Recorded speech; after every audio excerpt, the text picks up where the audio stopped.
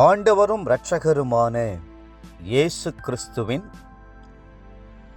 ஈடு இணையற்ற நாமத்தில் அன்றன்றுள்ள அப்பம் வாசகர்களுக்கு எங்கள் அன்பின் வாழ்த்துக்கள்.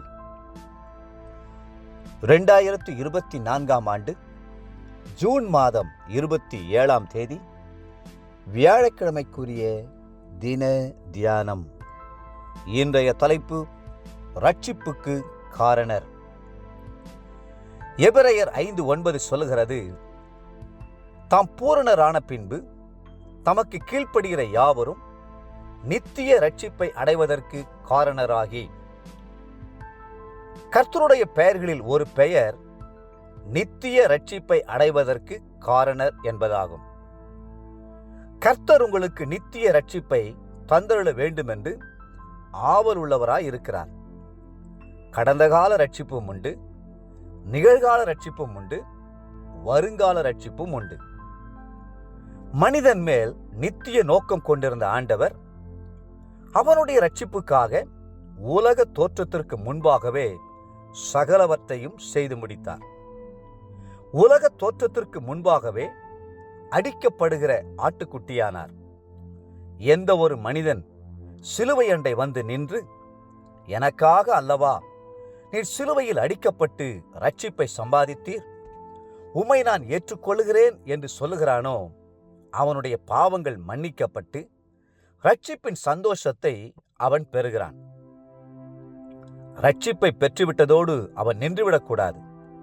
ஒவ்வொரு நாளும் அந்த ரட்சிப்பு நிறைவேற பிரயாசப்பட வேண்டும். ஒருவேளை அவன் கடும் முற்கோபியாய் இருக்கக்கூடும். அந்த கோபம் நீங்க உபவாசம் இருந்து ஜெபித்து, தேவனே, இந்த கோபம் மறுபடியும் என்னை தாக்கி விடாதபடி பாதுகாத்து கொள்ளும் என்று மன்றாட வேண்டும். அப்பொழுது கோபத்திலிருந்து கர்த்தர் அவனுக்கு பூரண ரட்சிப்பை தந்தருளுவார். அப்படியே சிலருக்கு வீண் வார்த்தை மற்றும் பொய் பேசுவது ஆகியவை காரணமாக வெற்றி இல்லாமல் இருக்கலாம். ஆனால் ஒவ்வொரு பாவத்திலிருந்தும் பூரண விடுதலை பெற ஜபத்தோடு முயற்சிக்கும் போது பரிசுத்தமாகுதலை தேவ பயத்தோடு பூரணமாக்க முடியும். இது நிகழ்கால ரட்சிப்பு. வருங்கால ரட்சிப்பு என்று ஒன்று உண்டு. வேதம் சொல்கிறது, மத்தேயு 10:22, என் நாமத்து நிமித்தம் நீங்கள் எல்லாராலும் பகைக்கப்படுவீர்கள், முடிவு பரியந்தும் நிலைத்திருப்பவனே ரட்சிக்கப்படுவான். ரட்சிப்பை ஆரம்பித்து வைத்த கர்த்தரை முற்றிலும் சார்ந்து கொள்ளும் போது அவர் உங்களுடைய ஆவிக்குரிய வாழ்க்கையை வெற்றியோடு முடிவடையும்படி செய்வார். அப்பொழுது உங்களுடைய ரட்சிப்பு பூரணப்படும். இயேசு என்ற வார்த்தைக்கு இரட்சகர் என்பது அர்த்தம். வேதம் சொல்லுகிறது, மத்தேயு 1:21, அவர் தமது ஜனங்களின் பாவங்களை நீக்கி அவர்களை ரட்சிப்பார்.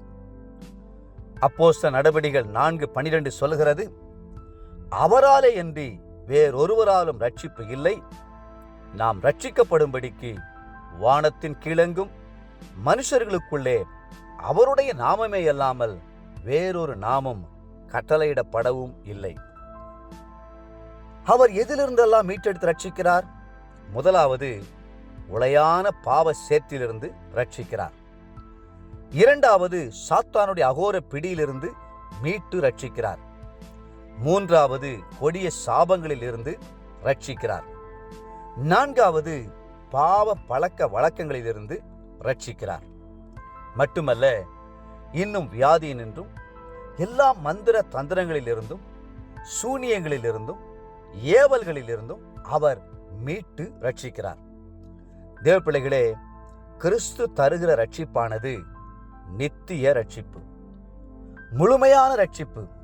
நீங்கள் இந்த ரட்சிப்பை பெற்றுக்கொண்டிருக்கிறீர்களா?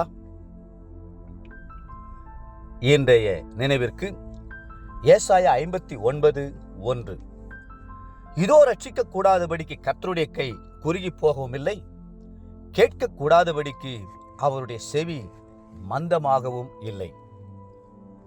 இன்றைய வேத வாசிப்பு காலை யோபு 8, 9 மற்றும் 10 அதிகாரங்கள். மாலை அப்போஸ்தலருடைய நடபடிகள் 8 அதிகாரம் 26 40 முடிய. அன்புக்குரிய அன்றனுள்ளப்பம் வாசகர்களே, மீண்டும் உங்களை வாழ்த்துகிறோம். இரட்சகராகிய இயேசு கிறிஸ்துவே உங்களை ஆசீர்வதித்து மென்மேலும் உயர்த்துவாராக. ஆமென்.